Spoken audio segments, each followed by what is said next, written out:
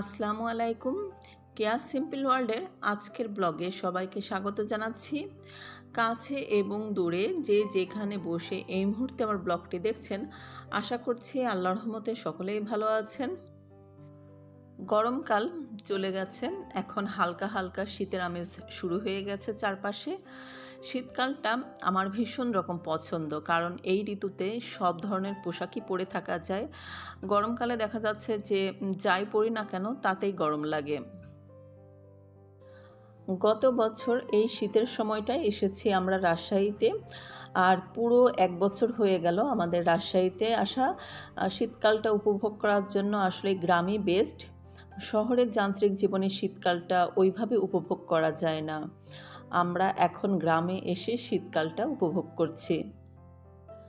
আমার হাতে চীনামাটির যে ব্যাংকটা দেখতে পাচ্ছেন, এটা সাদনান ক্লাস 2 কি 3তে পড়ার সময় ওর স্কুলে ক্লাস পার্টিতে স্কুল থেকে সব স্টুডেন্টদের দিয়েছিল। জিনিসটা ও কখনো ব্যবহার করেনি, তবে ইদানিংকাল আমি ব্যবহার করছি। ঢাকার উত্তরা থেকে যদি কেউ আমার আজকের ভিডিওটি দেখে থাকেন, তাহলে তো স্কুলের নামটি দেখে চিনতে পেরেছেন নিশ্চয়ই। আজকে ওর ভার্সিটির এক ফ্রেন্ড ওর জন্য এই আয়নাটা পার্সেল করে পাঠিয়েছে। সাদনান সেনাবাহিনীর লং কোর্সে চান্স পেয়েছে, তাই ওর বন্ধু ওকে উপহারস্বরূপ এই আয়নাটা গিফট করেছে। ওর রুমে আয়নাটা টাঙানোর জায়গা নেই, তাই আপাতত আমার রুমেই টাঙালাম, আর পরে ওর বেডরুমে ড্রিল করে টাঙিয়ে দিব। আপাতত আমার বেডরুমে একটু লতাপাতা দিয়ে আমি সাজিয়ে দিয়েছি। আমার কাছে দেখতে কিন্তু অসম্ভব ভালো লাগছে। ওর প্রতি ওর বন্ধুর ভালোবাসা দেখে আমরা বাবা মা কি যে খুশি হয়েছি তা আসলে বলার বাইরে। আজকে ওর রুমটা একটু গুছিয়ে দিচ্ছি। এই ফাইল ক্যাবিনেটের উপরটা সবসময়ই ফাঁকা থাকে, তো ওর পারফিউম যেগুলো আছে সেগুলো দিয়ে একটু সাজিয়ে দিচ্ছি। এই পারফিউমগুলো ও গিফট হিসেবে পেয়েছে, তবে ইউজ করার কথা সবসময় ভুলে যায়। তো ভাবলাম যে সামনে থাকলে দেখা যাবে যে সেগুলো ইউজ করা হচ্ছে, তো সে কারণে আসলে গুছিয়ে দিলাম।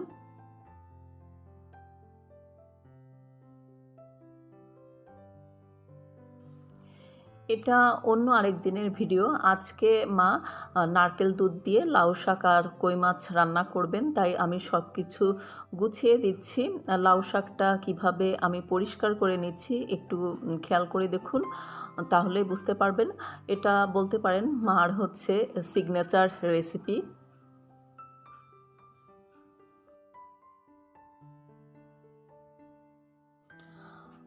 মা এখন রান্না শুরু করে দিয়েছেন।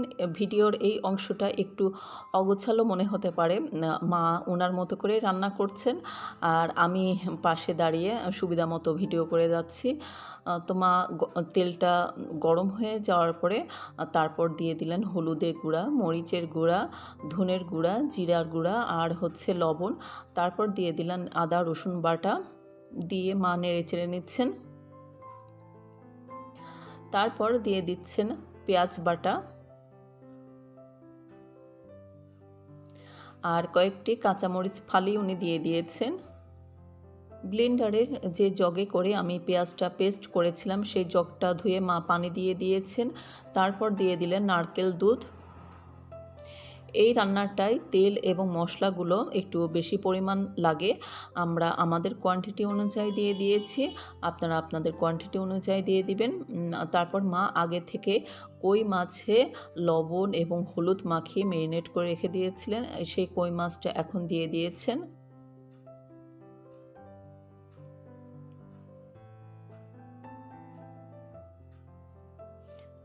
মশলাটা ফুটে ওঠার পরে মা উল্টে দিচ্ছেন।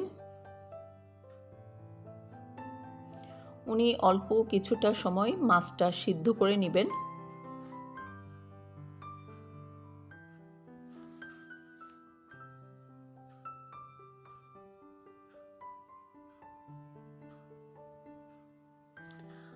মাছটা উনি 40% কুক করে নিয়েছেন, তারপর মাছটা মশলা থেকে তুলে নিচ্ছেন।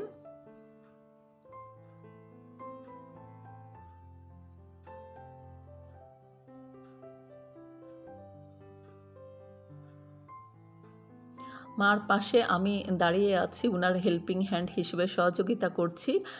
আর রান্নার আজকের মূল শিল্পী কিন্তু উনি, আমি না। আর এখন মা লাউ শাকের পাতাগুলো দিয়ে দিচ্ছেন। পাতাগুলো শুধু দিতে হবে, বোটাগুলো ফেলে দিতে হবে।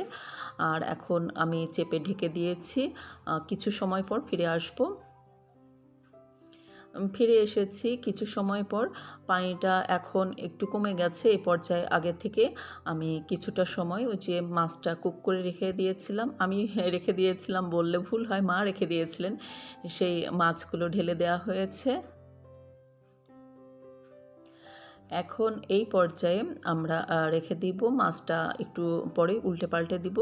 একদম যখন গা মাখা মাখা ভাব হবে তখন চুলার থেকে আমরা নামিয়ে নিব। বাস, হয়ে গেল আজকের আমাদের রান্না। রেগুলার সন্ধ্যার পরে আমরা ৩ জন বের হয়ে যাই একাডেমিতে হাঁটতে।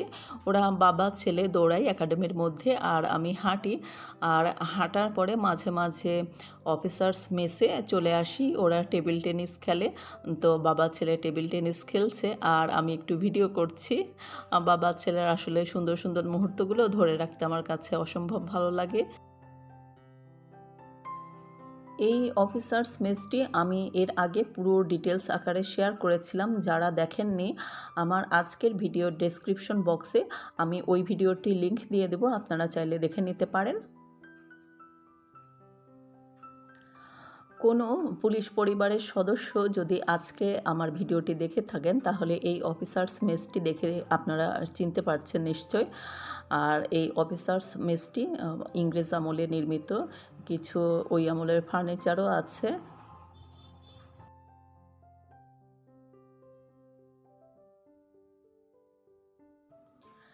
ওরা বাবা ছেলে বিলিয়ার্ড খেলছে আর আমি বসে বসে চা খাচ্ছি। চা খাচ্ছি বললে ভুল হয়, চা পান করছি।